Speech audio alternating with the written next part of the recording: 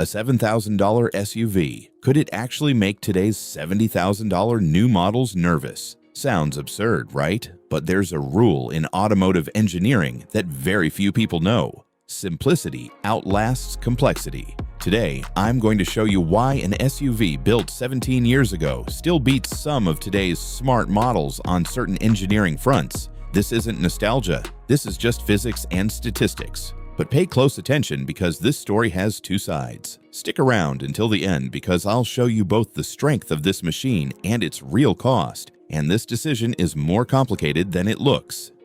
We're talking about the Chevrolet Suburban, built between 2007 and 2014, known in the industry as the GMT 900 generation. Brand new. This SUV sold for $45,000 to $55,000. Today, you can find one on the market for $7,000 to $9,000. But this isn't your typical depreciation story, because a huge number of these trucks are still on the road after 250,000, even 300,000 miles. This isn't value loss. This is an engineering design that survived the test of time. This SUV is built body-on-frame, meaning the body sits on top of a separate heavy-duty steel frame. Most new SUVs today are unibody. The body and frame are built as a single structure. That's great for weight savings and fuel efficiency. But there's a trade-off. Unibody structures are more prone to metal fatigue over time, especially under heavy loads and long-term use. Body-on-frame construction by its nature distributes stress and impact more evenly. That's exactly why heavy-duty trucks, military vehicles, and serious work SUVs still use this older method today. When it comes to durability, simplicity still wins.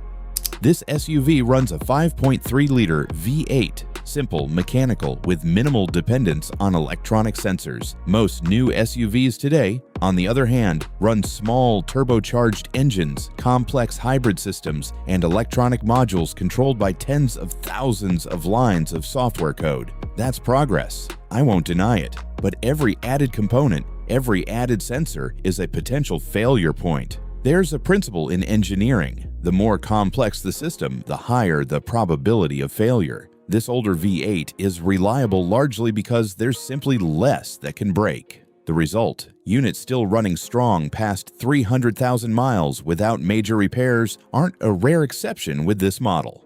They're the norm. Parts for this SUV can be found almost anywhere because this has been one of the best-selling platforms in the United States for decades. Most new SUVs, meanwhile, are built with brand-specific electronic modules. These parts are both expensive and hard to source. Sometimes a single sensor failure means replacing an entire module. The result is simple. This old SUV's average annual repair cost is often lower than many new models, despite being decades older. It's one of the least talked about paradoxes in the auto industry. Alright, this car has its own problems too. And I need to be honest, because this channel always shows the full picture. First, fuel consumption. City driving runs around 15 to 16 liters per 100 kilometers, roughly 15 miles per gallon. Today, that's a serious financial burden. Second, the safety tech is outdated. Modern collision sensors, lane departure warnings, adaptive cruise control, none of that exists on this truck, simply because that technology hadn't reached mass adoption yet. Third, rust. If the vehicle came from a cold climate region, areas where roads get salted in winter, the frame needs serious inspection, because the biggest weakness of body-on-frame construction is exactly this. The steel frame can corrode over time, and that can affect structural integrity. In terms of durability, ease of repair, and upfront price, this old SUV is the clear leader. But in terms of fuel efficiency, safety technology, and everyday comfort, new SUVs are absolutely superior. This isn't really a question of which is better, it's a question of what matters to you. Minimal problems over 5 years, or decades of straightforward reliability. I'm not telling you to go buy an old Suburban. What I am telling you is this: for $7,000 with a proper inspection, especially checking the frame for rust, you can own an engineering solution proven over decades. It's the kind of reliability that many of today's smart SUVs promise but don't always deliver. But remember, In exchange for that reliability, you'll be giving up a certain amount of modern comfort and fuel savings. No car gives you everything at once.